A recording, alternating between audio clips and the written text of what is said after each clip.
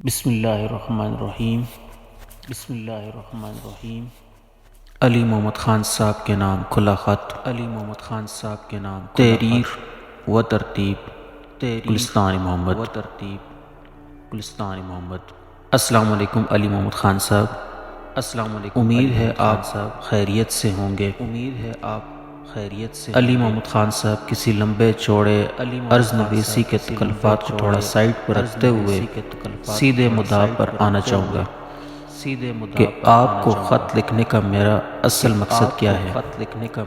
علی محمد خان صاحب، سچ بتاؤں تو اس وقت پوری پولیٹیکل لیڈرشپ میں سے آپ سب سے زیادہ مجھے پسند ہیں، اگرچہ میرا کسی سیاسی جماعت سے کوئی تعلق نہیں اور نہ ہی میں جمہوریت پر یقین رکھتا ہوں، اس لیے کہ آج کے دور کے قرآن کے سب سے بڑے مفسر علامہ اقبال ہیں اور پاکستان کے قیام کے پیچھے ان کی مکمل فکر کار فرما ہے۔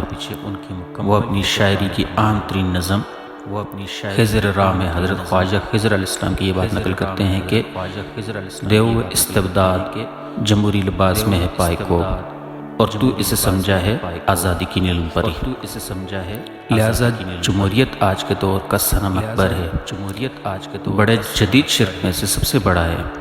باقی جدید دور کے شرک سیکولرزم، سیاسی جماعتیں، socialism, مونارکی، liberalism, nationalism, Anglo Saxon laws, capitalism, free media, نفس اور سٹینڈرڈ آف لیونگ شامل ہیں۔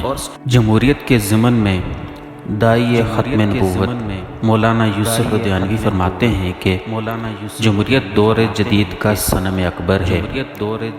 بعض نظریات قبولیت عامہ کی ایسی سند حاصل کر لیتے ہیں کہ بڑے بڑے اقلاع اور عالم کہلانے والے بھی اس قبولیت عام کے آگے سر ڈال دیتے ہیں۔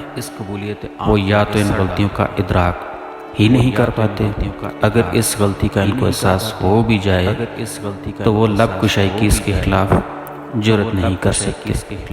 یا میں یہ بات ایڈ کرنا چاہوں گا کہ وہ اپنے مالی مفادات کے تحت اس کے خلاف لب کشائی کی جرأت نہیں کر سکتے۔ دنیا میں جو بڑی بڑی غلطیاں رائج ہیں ان کے بارے میں اہل عقل اس لیے المیہ کا شکار ہیں۔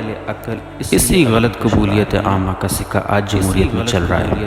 جمہوریت دور جدید کا وہ صنم اکبر ہے جس کی پرستش اول داعیان مغرب نے شروع کی، چونکہ وہ آسمانی ہدایت سے محروم تھے، اس لیے ان کی عقل نارسا نے دیگر نظام ہائے حکومت کے مقابلے میں جمہوریت کا بت تراش لیا۔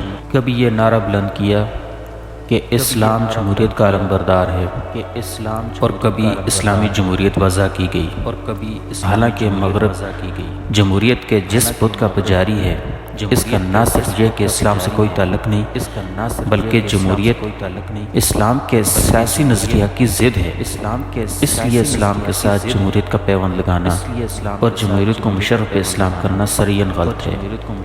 آپ کے مسائل ان کا حل جلد نمبر 8 صفحہ نمبر 176 میں مولانا یوسف صاحب نے یہ تھیوری برسوں پہلے لکھی تھی، اور پھر اسی کو مثالی طرز حکومت قرار دے کر اس کا سور بلند آہنگی سے پھونکا کہ پوری دنیا میں اس کا غلغلہ بلند ہوا، اور یہاں تک کہ مسلمانوں نے بھی مغرب کی تقلید میں جمہوریت کی مالا جپنی شروع کر دی۔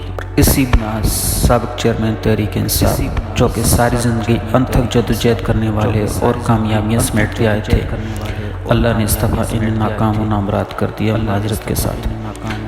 بے شک خان صاحب اپنی پرائم منسٹرشپ کے دوران حاصل کی گئی نامناد کامیابیوں کا بہت پروپیگنڈا کریں، لیکن حقیقت یہی ہے کہ خان صاحب ناکام ہوئے ہیں۔ ریاست مدینہ کا بنیادی ترین تصور شرک کی نفی اور سود کا خاتمہ ہے، اور پھر بلا تخصیص عدل کا قیام عمل میں لانا ہے۔ تو سوال نمبر 1، کیا ایاک نعبد و ایاک نستعین کا نعرہ لگانے والے خان صاحب نے شرک کا خاتمہ کیا یا خود قبر کو سجدہ کیا؟ سوال نمبر 2، سود کے خاتمے کے ضمن کوئی اقدام؟ یہاں ضمناً عرض کرتا چلوں کہ اسلامی بینکاری بھی، جو کہ ہمارے جید علماء کی زیر سرپرستی چل رہی ہے، یہ بھی سود کی ہی شکل ہے، اور اللہ نے اس قسم کے شرعی ہیلہ جوئی کرنے والوں کو قرآن میں اصحاب سبت قرار دیا ہے۔ اور یہ مقبول جان صاحب بالکل درست کہتے ہیں کہ اسلامی بینکاری کی مثال امام میں مسلح بچھا دینا ہے۔ اور سوال نمبر 3، کیا تحریک انصاف اپنے نام کے شان نشان فوری اور سستے انصاف کا میکینزم بنا پائی، جو کہ وقتی نہیں بلکہ مستقل طور کارآمد ہوتا؟ خود اپنے ضمیر سے پوچھ لیا جائے تو مناسب رہے گا۔ یقینی طور پر میرے ان اٹھائے گئے 3 سوالوں کا جواب معاشی مجبوری نہ ہوگا بلکہ عالمی مجبوری اور سٹیٹس کو ہوگا۔ تو پھر تبدیلی کیسی، نیا پاکستان کیسا؟ جب سٹیٹس کو خان صاحب توڑ نہ پائے اگر مسند اقتدار پر رہ کر، تو اب دوبارہ کیسے توقع رکھی جائے؟ کیا 2/3 جمہوری میجارٹی ایسا سب کرنے دے گی؟ تو یہ بھی محض خام خیالی ہے۔ اللہ کو راضی کیے بغیر دنیا کی حمایت حاصل کر بھی لیں تو بھی کچھ نہیں ہو سکتا، اور اللہ کی رضا شامل حال ہو تو اکیلا ابراہیم پورے نمرود کے لشکر کے ٹکڑے کر سکتا ہے۔ تو ابراہیم علیہ السلام نے کیا غیر اللہ کی تعظیم کر کے یہ مقام حاصل کیا؟ علی محمد خان صاحب، آپ کو یہ سطور لکھنے کا اولین مقصد یہ کہ آپ پختون قوم کے راسخ العقیدہ مسلمان ہیں اور ضرور اسے شرک سمجھ کر برا جان رہے ہوں گے، اور آپ کی فطرت اللہ نے قدر حق کو اور قلب سلیم پر مبنی بنائی ہے۔ سو ممکن ہے آپ خان صاحب کو میری یہ گزارشات اپنے اضافی نوٹ کے ساتھ پہنچا دیں۔ خان صاحب کو براہ راست نہ لکھنے کی وجہ اس وقت کچھ شدید طور اعصابی جنگ میں مصروف ہیں، گو نہ گو چیلنجز کا شکار ہیں، کافی آزمائش میں چل رہے ہیں۔ سو ممکن ہے ہماری یہ گزارشات کی طرف توجہ نہ دیں۔ آپ کے پاس ضمانت ہوگی، جب مناسب سمجھیں آپ انہیں یہ سنا دیں گے، اور نہیں ہے ہمارے ذمہ مگر اچھے طریقے سے ابلاغ کر دیں گے۔ اب آتے ہیں ان قرآن پاک کی آیات کی طرف جن میں شرک کی شدت سے نفی کی گئی ہے۔ یہاں بطور یاد دہانی عرض کرتا چلوں کہ بیت اللہ شریف میں دور جاہلیت میں جو 360 بت رکھے ہوئے تھے، وہ بھی کسی نہ کسی مرے ہوئے گزشتہ دور کے نیک بندے کی شبیہ بنا کر رکھے ہوئے تھے، جیسے کہ آج کے دور میں ہندو کسی نیک بندے کو بھگوان بنا کر بت بنا لیتے ہیں۔ مطلب کسی دور کا نیک بندہ بھگوان اور نیک دل بندی دیوی، جیسے رام، کرشنا، اللہ بلا، ایسے ہی بالکل ہم نیک بابوں کو کی قبروں کو پوج رہے ہیں۔ اللہ تعالیٰ سورۃ النساء آیت نمبر 48 میں فرماتے ہیں، ترجمہ: اللہ تعالیٰ یہ جرم ہرگز معاف نہیں کرے گا کہ اس کے ساتھ شریک بنایا جائے، اور اس کے علاوہ اللہ جسے چاہے بخش دے گا۔ یہ نہیں، اللہ تعالیٰ کے نزدیک ناقابل معافی جرم شرک ہوا۔ ہندو آج کے دور میں اس جرم عظیم کا نمائندہ اور وکیل ہے۔ اس وقت بھی ہندوستان میں لاکھوں بتوں کی پوجا ہوتی ہے۔ مسلمانوں کو شرک کے خاتمہ اور توحیدی نظام کے لیے پیدا کیا گیا تھا، لیکن افسوس کہ آج کا مسلمان ہندو مشرک کی پوری نکالی کر رہا ہے۔ اگر ہندو گنگا، جمنا اور مترا کا سفر کرتا ہے تو مسلمان اجمیر، داتا، سیون اور پاک پتن جاتا ہے۔ ہندو کھڑے کو پتن جاتا ہے، مسلمان لیٹے کو پوجتا ہے۔ شادی، بیاہ، غمی، خوشی، عبادت، رسم و رواج میں ہندوؤں کے آج کا مسلمان بہت مشابہ ہے۔ اب یہاں پر سوال یہ پیدا ہوتا ہے کہ اتنے علماء یا فقراء گدی نشین جو کہ دین کا علم رکھتے ہیں، وہ پھر مزار پرست کیسے ہوئے؟ تو عرض یہ ہے کہ علم کی 2 اقسام ہیں، یا علم کے تحت حاصل ہونے والے شعور کو 2 حصوں میں منقسم کیا جا سکتا ہے۔ علم سے شعور آتا ہے، ایک منفی شعور اور دوسرا مثبت شعور۔ منفی شعور سے انا پرستی، شخصیت پرستی، منافقت، اور پھر انا پرستی سے نفرت، شخصیت پرستی سے عداوت، اور منافقت سے فتوریت جنم لیتی ہے، جس کا بائی پروڈکٹ تخریب معاشرہ بنتا ہے۔ جبکہ مثبت شعور سے بے باکیت، تخلیق اور دانش، بے باکیت سے اخوت، تخلیق سے محبت، دانش سے استقامت، اور پھر اس کا بائی پروڈکٹ تعمیر معاشرہ بنتا ہے۔ تو اگر اس بات کو مکرر دہراؤں تو اس سے واضح یہ ہوا کہ علم کے تحت مثبت شعور سے بے باکیت، تخلیق، دانش کی صفات پیدا ہوتی ہیں، جو کہ اخوت، محبت اور استقامت کا مظہر بنتی ہیں، اور اس کا بائی پروڈکٹ تعمیر معاشرہ کا مرحلہ طے کرتے ہوئے ایک خوشحال معاشرہ تشکیل پاتا ہے، جبکہ منفی شعور کے ضمن میں انا پرستی، شخصیت پرستی اور منافقت جنم لیتی ہے، جو کہ نفرت، عداوت اور جمہوریت کا مظہر بنتی ہے، جو کہ تخریب معاشرہ کی وجہ بدحال معاشرہ تشکیل دیتی ہے۔ تو خود اپنی دروبینی کر لیجئے اور غور و تدبر کر لیجئے کہ اس شرک کے لیے طرح طرح کی تعویلات گھڑنے والے جو علماء سوء اور نذرانہ خور نامنہاد اولیاء اللہ اور گدی نشین شعور کے کس زمن میں آتے ہیں۔ اللہ تعالیٰ سورۃ توبہ آیت نمبر 31 میں یہود و نصارہ کے بارے میں فرماتے ہیں، جس کا مفہوم یہ ہے کہ انہوں نے اپنے اخبار اور رہبان کو اپنے رب کے سوا رب بنا لیا تھا، یا اپنے اللہ کو چھوڑ کر اپنے اخبار اور رہبان کو رب سمجھ کر مضبوطی سے پکڑ لیا تھا۔ اور خاتم النبیین صلی اللہ علیہ وسلم فرماتے ہیں کہ میری امت میں بھی یہود و نصارہ والی تمام خامیاں آ جائیں گی، جیسے جوتی ایک پاؤں کی دوسری جوتی سے مشابہ ہوتی ہے۔ سو یہود کے اخبار آج کے دور کے علماء سوء ہیں، اور رہبان آج کے دور کے نذرانہ خور جھوٹے پیر ہیں یا جھوٹے فقیر ہیں، اس لیے کہ قرآن پاک کی تعلیمات ابدی ہیں۔ اسی طرح اللہ تعالیٰ آگے چل کر سورۃ توبہ آیت نمبر 34 میں فرماتے ہیں کہ اے ایمان والو، اکثر علماء اور عابد یا آج کے دور کے نذرانہ خور پیر لوگوں کا مال ناحق کھا جاتے ہیں۔ اور اسی آیت میں اللہ تعالیٰ مزید فرماتے ہیں کہ یہ لوگ اللہ کی راہ سے روک دیتے ہیں، اور جو سونا اور چاندی کا خزانہ رکھتے ہیں اور اللہ کی راہ میں خرچ نہیں کرتے، انہیں دردناک عذاب کی خبر پہنچا دیجیے۔ آج کے دور کے سب سے بڑے قرآن کے فکر سمجھنے والے علامہ اقبال اسی موضوع پر انہی آیات کی روشنی میں اپنی نظم باغی مرید میں کچھ یوں لکھتے ہیں: ہم کو تو میسر نہیں مٹی کا دیا بھی، گھر پیر کا بجلی کے چراغوں سے ہے روشن، شہری ہو دیہاتی ہو مسلمان ہے سادہ، مانند بتاں پوچھتے ہیں کعبے کے برہمن، نذرانہ نہیں سود ہے پیران حرم کا، ہر خرقہ سالوس کے اندر ہے معاجن، میراث میں آئی ہے انہیں مسند ارشاد، زاغوں کے تصرف میں ہے عقابوں کا نشیمن۔ یہاں میں یہ ایک نوٹ دینا چاہوں گا کہ میں علامہ اقبال کی شاعری کو آج کے دور کی لائیو کمنٹری سمجھتا ہوں، مطلب علامہ اقبال جو آج سے کم و بیش 100 سال قبل لکھ دیے، وہی واقعات آج وقوع پذیر ہو رہے ہیں، اور وہی کردار آہستہ آہستہ سامنے آ رہے ہیں۔ خان صاحب مطلب سابق چیئرمین تحریک انصاف کے لیے ابھی علامہ اقبال کا ممکنہ تبصرہ آخر میں شیئر کروں گا۔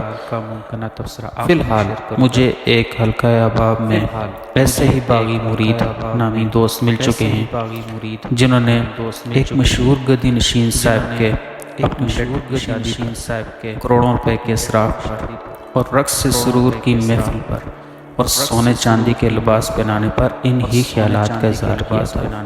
فرق ان کا باغی مرید صاحب کا اظہار خیال نثری تھا، اور علامہ اقبال بالکل اس کو جو ہے شاعرانہ انداز میں بیان فرمایا۔ اللہ تعالیٰ سورہ حج میں فرماتے ہیں: صرف الطالب والمطلوب، مانگنے والا بھی کمزور اور جس سے مانگا جا رہا ہے وہ بھی کمزور۔ علماء سوء اور پیران سوء کے ابتدائی پوسٹ مارٹم کے بعد آگے بڑھتے ہیں کہ اللہ مردہ بابوں کی بابت قرآن پاک میں کیا فرماتے ہیں۔ سورۃ نحل آیت نمبر 20-21 میں: اور جن کو یہ پکارتے ہیں اللہ کے سوا، وہ کچھ پیدا نہیں کرتے بلکہ وہ تو خود پیدا کیے گئے ہیں، مردہ ہیں، زندہ نہیں ہیں، اور نہیں جانتے کہ کب اٹھائے جائیں گے۔ نوٹ: یہاں بتوں کا، پتھروں کا ذکر نہیں، بلکہ مردہ زندہ کیے جانے والے انسانوں کا ذکر ہے، مطلب یہ کہ قبر پرستی کی جانب اشارہ ہے۔ اسی طرح اللہ سورۃ النمل آیت نمبر 22، 24، 25 اور 27 میں فرماتے ہیں، جس کا مفہوم ہے: تم سب کا معبود صرف اللہ اکیلا ہے، اور آخرت پر ایمان نہ رکھنے والوں کے دل منکر ہیں، اور جو وہ خود تکبر سے بھرے ہوئے ہیں، ان سب سے دریافت کیا جاتا ہے کہ پروردگار نے کیا نازل فرمایا، تو جواب دیتے ہیں اساطیر الاولین، مطلب گزشتہ لوگوں کی کہانیاں، اس کا نتیجہ یہ ہوگا کہ قیامت کے دن یہ لوگ اپنے پورے حصے کے ساتھ ان کے بوجھ کے حصے دار بھی ہوں گے جنہیں یہ بے علمی سے گمراہ کرتے رہے۔ دیکھو تو کیسا برا بوجھ اٹھا رہے ہیں۔ قیامت والے دن بھی اللہ انہیں رسوا فرمائے گا اور پوچھے گا میرے شریک کہاں ہیں جن کے بارے میں تم جھگڑتے تھے؟ تو جنہیں علم دیا گیا تھا وہ پکار اٹھیں گے کہ آج تو کافروں پر رسوائی اور برائی چمٹ گئی۔ اور اس طرح اللہ سورہ النمل فرماتے ہیں یقیناً تم مردوں کو نہیں سنا سکتے۔ اور اس طرح سورہ فاتر آیت نمبر 22 میں اللہ فرماتے ہیں آپ ان کو نہیں سنا سکتے جو قبروں میں ہیں۔ سورہ النمل آیت نمبر 80 میں ہے کہ یقیناً آپ مردوں کو نہیں سنا سکتے۔ تو ان آیات کے مفہوم کو بیان کرنے کے بعد یہاں یہ بات بھی قابل غور ہے جو کہ سورۃ نمل آیت نمبر 24 میں مذکور ہے کہ جس طرح کفار اساطیر الاولین قرار دیتے تھے قرآن کی آیت کو، بالکل ایسے ہی آج کے نذرانہ خور اور شرک کی تائید کرنے والے علماء اور پیران قرآن کی ان آیات کے بارے میں یہ آیات مشرکوں کے بارے میں ہیں یہی کہتے پائے گئے۔ یہاں تو کفار کا ذکر ہو رہا ہے، تو کفار کے لغوی معنی کیا ہوئے؟ سوال یہ پیدا ہوتا ہے۔ انکار کرنے والا، مطلب حق سے انکار کرنے والا، اور مشرک توحید میں شرک کی ملاوٹ کرنے والا۔ اگرچہ اس وقت کے اعتقادی منافق اور آج کے عملی منافق میں فرق ہے، بھائی نہیں، اس وقت کے اعتقادی مشرک اور آج کے عملی مشرک میں بھی فرق ہے۔ بہرحال شرک تو ایگزسٹ ضرور کرتا ہے نا۔ خاتم النبی صلی اللہ علیہ وسلم کی حدیث کے مطابق شرک چیونٹی کے پاؤں جتنی آواز جتنا بھی ہوتا ہے، سو قرآن کی تعلیمات آفاقی اور دائمی ہیں۔ جب تک ہم مکمل توحید کے قائل نہیں ہوتے یہ آیات ہمارے شرک پر بھی منطبق ہوتی ہیں۔ سو شرک کی مکمل نوعیت سمجھے اور عوام الناس کو سمجھائے بغیر اور شرک کی کھلے عام دل سے نفی نہ کرنے والے علماء سوء کی مثال پھر اللہ نے خود ہی قرآن میں فرماتے ہیں۔ اگرچہ اس آیت کا اطلاق دین کو مکمل آگے نہ پہنچانے پر بھی اطلاق ہوتا ہے، لیکن دین کی اصل توحید ہے، سو خاص طور اسی زمن یہ آیت ہوئی جو کہ سورہ الجمعہ آیت نمبر 5 ہے، جس کا مفہوم یہ ہے کہ جن لوگوں کو تورات، اور یہاں بریکٹ میں کہنا چاہوں گا آج کے علماء کو قرآن پر عمل کرنے کا حکم دیا گیا، پھر انہوں نے اس پر عمل نہیں کیا، ان کی مثال اس گدھے کی سی ہے جو بہت سی کتابیں لادے ہوئے ہو، اور اللہ کی آیات کو جھٹلانے والوں کی بڑی بری مثال ہے، اور اللہ ظالم قوم کو ہدایت نہیں دیتا۔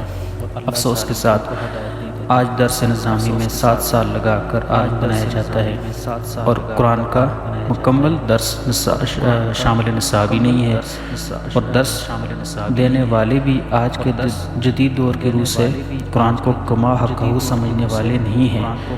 خیر، یہ تو مشرک کے بارے میں آیات ہیں جو دور بعثت نبی صلی اللہ علیہ وسلم سے جو کہ توں سری اور واضح ہیں، ان پر عمل درآمد نہیں۔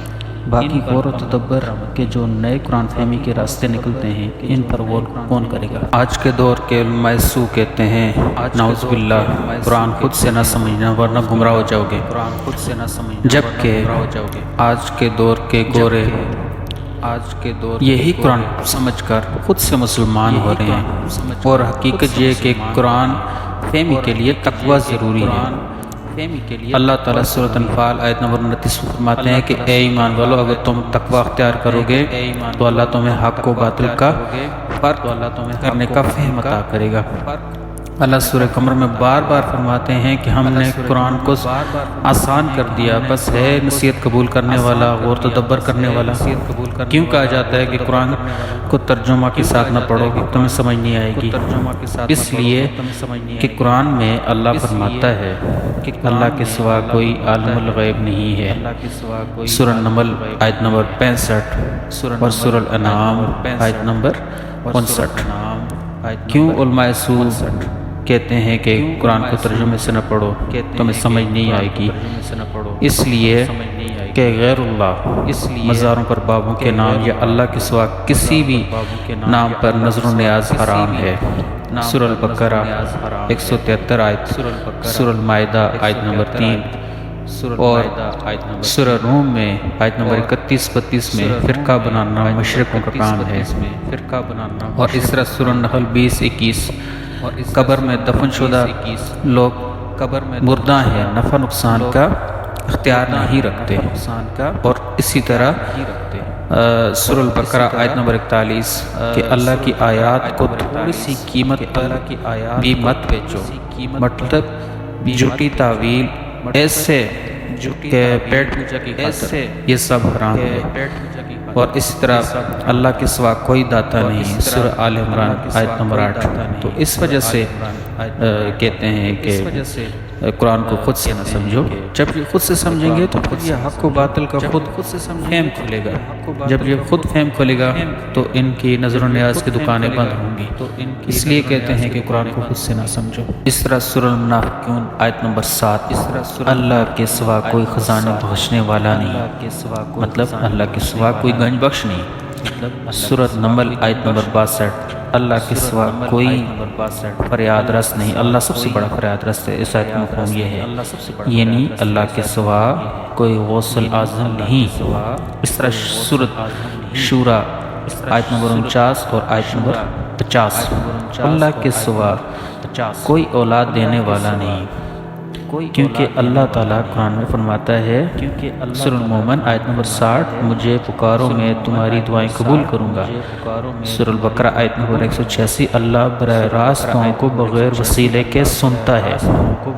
اس طرح سورہ القمر آیت نمبر 17 22 32 40 اللہ نے قرآن کو سمجھنے کے لیے آسان کر دیا، بس ہے کوئی جو سمجھے، اور پھر اسی طرح اللہ تعالیٰ جو ہے سرزنش کرتے ہیں سختی کے ساتھ، ایک طرح سے ڈانٹ پلاتے ہیں۔ سورہ سجدہ آیت نمبر 22 میں کہ اس شخص سے بڑھ کر ظالم اور کون ہوگا جس سے اس کے رب کی آیات کے ذریعے نصیحت کی جائے اور وہ ان سے منہ پھیر لے، ایسے مجرموں سے تو ہم ضرور انتقام لے کر رہیں گے۔ سو اللہ تعالیٰ نے قرآن اس لیے نازل کیا کہ اس کو سمجھا جائے اور اس پر عمل کیا جائے، اور کسی کا عقیدہ قرآن کے مطابق نہیں تو اسے چاہیے اپنے اصلاح کرے۔ سو اللہ تعالیٰ سب کو ہدایت دے اور عمل کی توفیق دے، اور شرک و تفرقہ سے بچنے اور اللہ کی رسولی قرآن کو مضبوطی سے تھامے رکھنے کی ہمت اور استقامت دے، آمین ثم آمین۔ محمد خان صاحب یہ چند قرآن پاک کی آیات کا چیدہ ذکر کیا جو کہ وضاحت کے ساتھ دور حاضر کی قبر پرستی اور دور قدیم کی بت پرستی کی سرین نفی کر رہی ہیں، اور ایک توحید پر قائم رہنے اور صرف اللہ کا ہی ہونے، اللہ ہی سے ہر قسم کی مدد مانگنے اور اللہ ہی پر کامل توکل اور ایمان رکھنے کی تلقین دے رہی ہیں۔ نبی کریم صلی اللہ علیہ وسلم کی بخاری مسلم میں بیشتر احادیث ہیں جس میں صرف اللہ ہی کو غیب کا علم جاننے والا قرار دیا، اور احادیث کی روح سے نبی کریم صلی اللہ علیہ وسلم نے قبر کو پختہ کرنے، اس پر عمارات بنانے اور ان پر چونا گچ کرنے، ان سے سختی سے منع کیا۔ تو احادیث سے مبارکہ اتنی زیادہ ہیں بخاری مسلم میں کہ یہاں پر وقت بہت محدود ہے، بس ان کا اجمالاً ذکر کر دیا۔ میرا مقصد صرف شرک کو کھل کر بیان کر دینا ہے، اور قرآن پاک کی جو چند آیات شرک ہیں یہ میرے خیال سے شرک کی وضاحت کے لیے کافی ہیں، باقی دعوت توحید پر مکمل قرآن مبنی ہے، سو مزید کوشش چینی کی جا سکتی ہے۔ ہم تو خود قرآن کے ادنا سے طالب علم ہیں، سو جو ہم نے ضروری سمجھا وہ شیئر کر دیا۔ اس وجہ سے سابق چیئرمین کی تقلید میں ان کے چاہنے والے بھی قبر پرستی کو سجدہ جائز نہ سمجھ لیں، اور اسی وجہ سے کہ زبان سے تو ایاک نعبد و ایاک نستعین کا نعرہ لگایا اور عمل سے قبر کو سجدہ کیا، اللہ نے بھی ان سے پھر مدد کا ہاتھ اسی بنا اٹھا لیا۔ اور میرے خیال سے علامہ اقبال اپنی چھوٹی سی نظم فلسفی میں جس شخصیت کی عکاسی کرتے ہیں وہ سابق چیئرمین تحریک انصاف کی شخصیت کی بھی کچھ نہ کچھ عکاسی کرتی ہے۔ فلسفی نظم میں لکھتے ہیں علامہ اقبال، بلند بال تھا لیکن نہ تھا جسور و غیور، حکیم سر محبت سے بے نصیب رہا، پھرا فضاؤں میں کرگس اگرچہ شاہین وار شکار زندہ کی لذت سے بے نصیب رہا، برسبیل تذکرہ مولانا تاج الدین صاحب کے بارے میں بھی مجھے یہ شاعری محسوس ہو رہی ہے، علامہ اقبال کی، واعظ قوم کی وہ پختہ خیالی نہ رہی، برق طبی نہ رہی، شعلہ کالی نہ رہی، اور آج کے بڑے بڑے خطبہ کے بارے میں لباتا ہے دل کو بیان خطیب، مگر لذت شوق سے بے نصیب، بیاں اس کا منطق سے سلجھا ہوا، لغت کے بکھیڑوں میں الجھا ہوا، یہ آج کی سیاست اور سرمایہ داری کے پوشیدہ نظام کے انعدام کے بارے میں پرانی سیاست گری خوار ہے، زمین میر سلطان سے بیزار ہے، گیا سو دور سرمایہ داری گیا، تماشا دکھا کر مداری گیا، مسلمان ہے توحید میں گرم جوش، یعنی ایاک نعبد و ایاک نستعین کا نعرہ لگانے والا، مگر دل ابھی تک ہے زنار پوش، تمدن تصوف شریعت کلام بتان عجم کے بجاری تمام، حقیقت یعنی فقر اور توحید، حقیقت خرافات میں کھو گئی، یہ امت روایات میں کھو گئی۔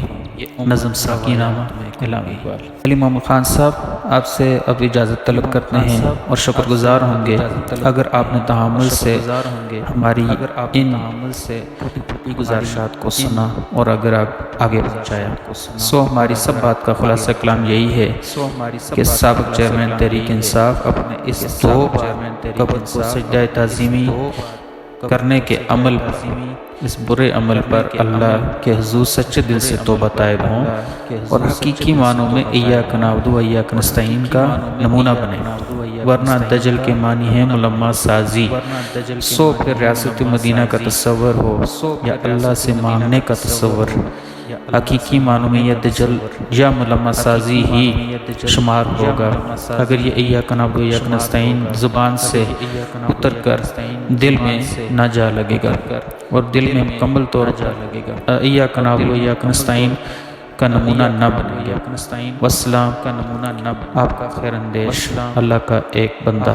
اس دور میں اور ہے جام اور ہے جم اور ہے جام، ساقی نے بنا کی روش لطف و ستم اور مسلم نے بھی تعمیر کیا اپنا حرم اور تہذیب کے آزر نے بھی ترشوائے صنم اور ان تازہ خداؤں میں بڑا سب سے وطن ہے جو اس کا پیرہن ہے مذہب کا وہ کفن ہے، بازو تیرا توحید کی قوت سے قوی ہے، اسلام تیرا دیس ہے تو مستقوی ہے۔ تو ان مختصر سطور سے ہم نے جمہوریت کے شرک اکبر کو جانا جو کہ اسلام کے سیاسی نظریے کی ضد ہے اور اسی ضمن جدید دور کے دوسرے نظام، لیکن علی محمد خان صاحب یہ تفصیل طلب موضوعات ہیں اور باریک بینی سے شرک کو سمجھنے کے بعد جدید دور کے شرک کو سمجھنا ہے۔ فی الحال یہ ضمناً آگاہی عرض کر کے میرا اصل موضوع سابق چیئرمین تحریک انصاف کا قبر کو سجدہ تعظیمی ہے جو بھی بہرحال غیر اللہ کے آگے جھکنا ہے، جس کی اللہ نے صریحاً اور سختی سے قرآن میں ممانعت فرمائی ہے، اور اسی شرک کی تردید کے لیے توحید کی دعوت کے لیے ہمارے پیارے نبی مکرم صلی اللہ علیہ وسلم مبعوث فرمائے گئے تھے۔